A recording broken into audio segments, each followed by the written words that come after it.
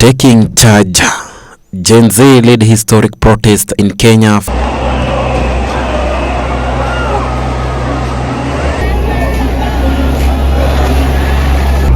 The struggle for a better Kenya, driven by Generation Z, popularly known as Gen Z, began in the year 2024. Immediately, the Kenya government announced its plan to raise more taxes through the table finance bill. Like many countries, Kenya is struggling with a cost of living crisis and how to balance the books. The government's answer was a plan to raise taxes in what was called the finance bill, and this created a spark for protest across the country.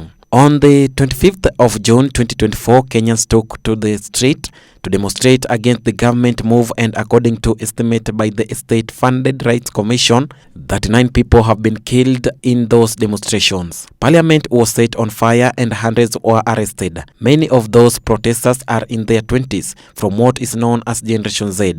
Ultimately, President Ruto said he would not go ahead with the tax increase and he would listen to the country's youth, but the protests continue.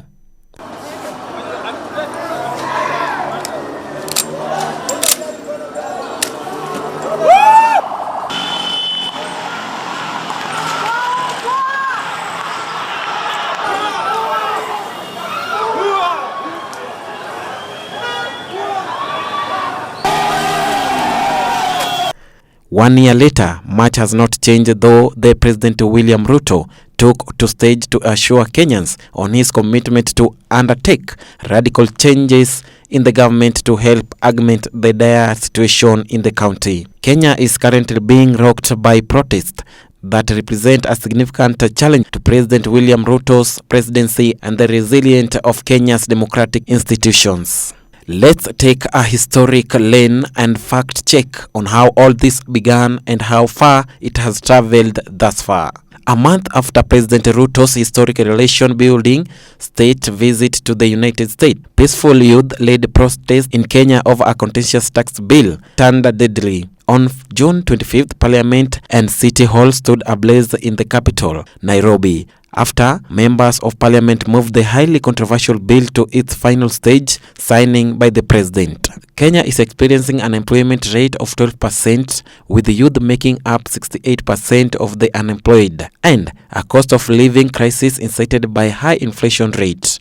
The proposed taxes repeat a pattern of elected officials positing that rising taxes will improve Kenya's debt crisis, while their constituents instead feel punished. Such policies don't favor the young, who make up 75% of the population, according to the 2019 census. The movement #Reject Finance Bill 2024 on Instagram, TikTok, and X has helped to mobilize a series of peaceful protests in Nairobi. Young Kenyans started being eager to participate in ensuring Kenya's economic growth.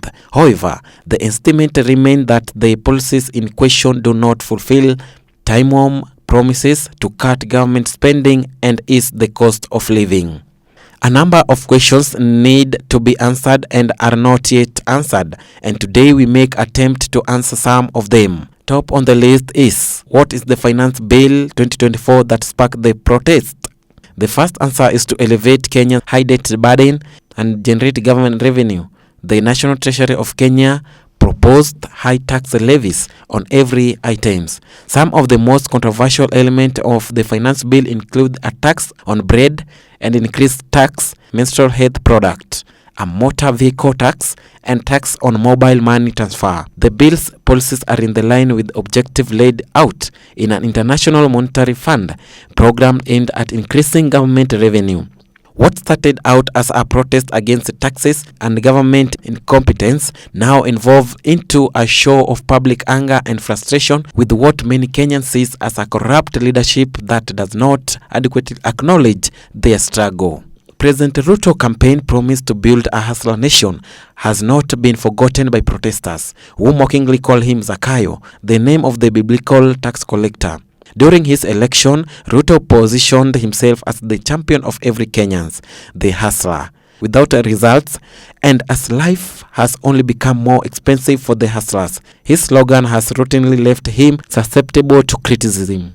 Since Ruto became president in 2022, protests over increasing tax have occurred across the country. In July 2023, protests led by opposition leader Raila Odinga over the high cost of living in Kenya left 23 Kenyans dead, while previous protests have been led by opposition leader and have tended to fall along tribal lines. These protests differ in that it is decentralized, having no district leader and being led by young people organizing online. The second question is, what is the significance of this protest? While mass protests are not new to Kenya, the form and organizing of the #Reject Finance Bill 2024 protest reveal a new method and platform for protesting: digital organizing. The movement has been called Gen Z's protest, as youth have taken the lead in educating, sharing information and live streaming the protests and their demands. Even President Ruto commended the youth, saying, "I am very proud of you young people. They have stepped forward tribeless and peaceful to engage in affairs of their country." The protests are not only a test for President Ruto, but also a test for Kenya's democratic institutions.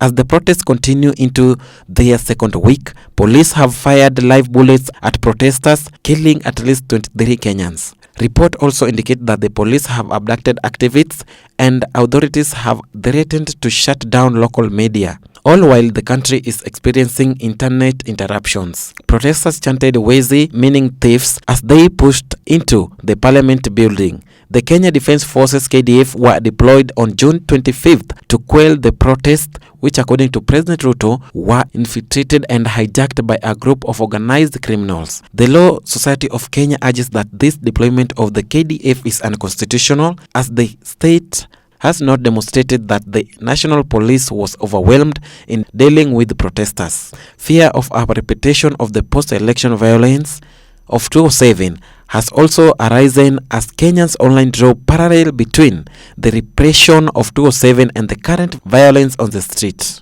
The 2007 post-election violence involved widespread ethnic clashes and political unrest following disputed presidential election, resulting in over 1,200 deaths and the displacement of around 350,000 people. Ruto was subsequently charged with 3 crimes against humanity by the International Crime Court: murder, deportation or forcibly transfer of population, and persecution, but the case was terminated in 2016. The other crucial question to ask is, what are the implications of this protest for US-Kenya relations? The ongoing protests in Kenya complicate US-Kenya relations by challenging the perception of Kenya as the stable democracy and reliable security partner to the United States. During his state visit to the United States, President Ruto emphasized Kenya's role as a security partner to its neighbors in the region. Furthermore, the United States then designated Kenya a major non-NATO ally after the state visit. The visit put Kenya on a pedestal as an exemplar of democracy in the sub-Saharan Africa, resulting in pledges by the US government bolster Kenya's democratic spaces. The US ambassador to Kenya, Meg Whitnam, stated, "Kenya has been a long-standing 60 years ally of the United States. It is certainly the most stable democracy in East Africa. President Ruto has stepped up and he is a real leader." Washington has largely looked past Ruto's International Criminal Court indictment and allowed him to reinvent himself as one of the Africans' leading voice on issues such as climate, trade, and security. Yet Ruto's closeness to Ambassador Whitman has been scrutinized both at home and abroad. Moreover, as the Kenya police arrived in Port-au-Prince, Haiti, as the leader of the UN-backed multinational mission, the international community is closely watching their conduct at home, especially after their history of brutality and impunity. The next question is, what the possible outcome of this protest? On June 26, 2024, after the 23 reported deaths, President Ruto rejected the finance bill and sent it back to Parliament for an amendment. However, this is a band-aid solution, as the protest brought to the surface grievances surrounding unemployment, government corruption, and high cost of living that protesters want resolved. The protesters have promised to continue the protest. Additionally, Kenya remains under economic pressure and pressure from the International Monetary Fund, which will continue to play out. Rejecting the bill won't resolve all of the concerns that have emerged, but it can be a learning opportunity for Ruto and the government of Kenya more broadly to address the many grievances that have been raised. The question is how Ruto will respond to demand and whether he will pursue a more substantial set of reform to support Kenyans' youth. The harsh Reject Finance Bill 2024 protests follow a pattern of youth-led movement in Africa. There was an End SARS in Nigeria in 2020, Harsh Fees Must Fall in South Africa in 2015, and others, but the challenges has been sustaining the movement after the fire dies down. In this case, Kenya youth have demonstrated effort to stay engaged policymaker by translating the finance bill into local language and creating music that resonate with their message. But only time will tell whether the protest will translate into long-term political organizing. Many questions still linger on Kenya's mind and the world at large, and crucial answers to the questions lies within the Kenya system, be it with the Kenya government or with the Kenyan people. All left is to see who takes the first step between the government and the citizens in establishing and ultimately finding answers to all these questions. My name is Timothy Nyangweso, and it's a wrap for now, but Alota continues.